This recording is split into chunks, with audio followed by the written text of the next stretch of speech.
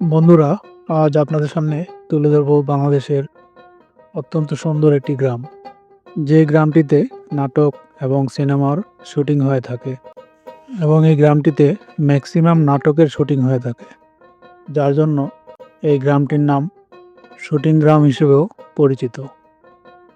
তো চলুন দেখে নেওয়া যাক এই গ্রামটি এবং গ্রামে যে মাঝে মাঝে শুটিং হচ্ছে সেই শুটিংয়ের চিত্র আপনাদের মাঝে তুলে ধরব এবং এই গ্রামটিতে কিভাবে যাবেন আপনাদের মাঝে তুলে ধরব।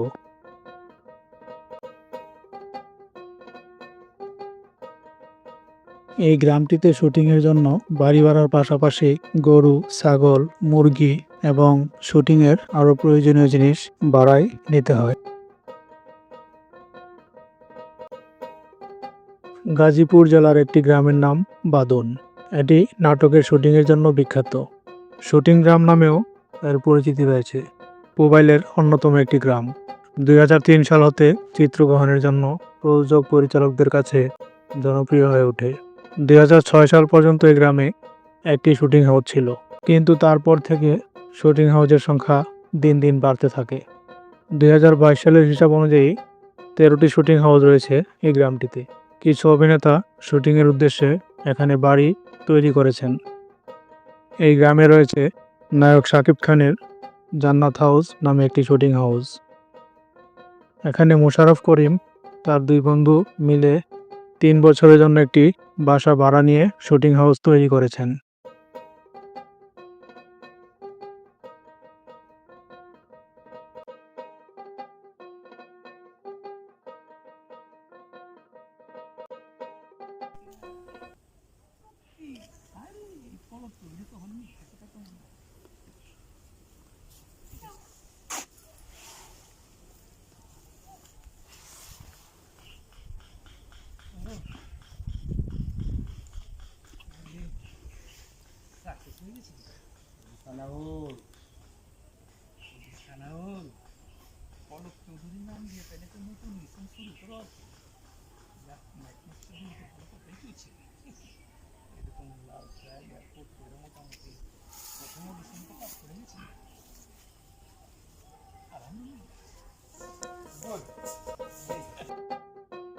গ্রামটিতে উল্লেখযোগ্য শুটিং হাউসগুলো হলো মেঘলা, আকাশবিলা, ঐশী শুটিং, বিলবিলা, হাসনাহানা, শাহিনের বাড়ি, ভুবন, কৃষ্ণচূড়া ইত্যাদি।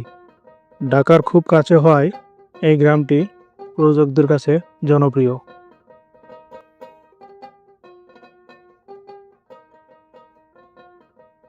এই গ্রামটিতে রয়েছে অসংখ্য ছোট বড় রিসোর্ট।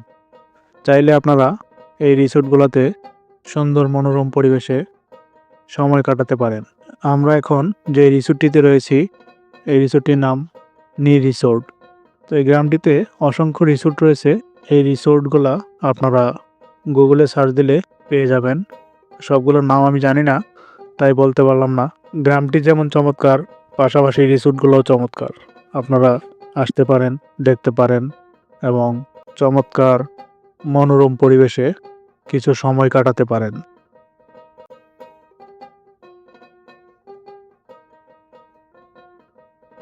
এই গ্রামটিতে যাওয়ার জন্য ঢাকার যে কোনো অঞ্চল থেকে প্রথমে আপনারা চলে যাবেন Tongi station root. Station root থেকে ছোট বড় অনেক গাড়ি চলে, চার্জে চালিত অটো, লেগুনা এবং বাসের মাধ্যমে আপনারা মোবাইল রেলগেট চলে যাবেন।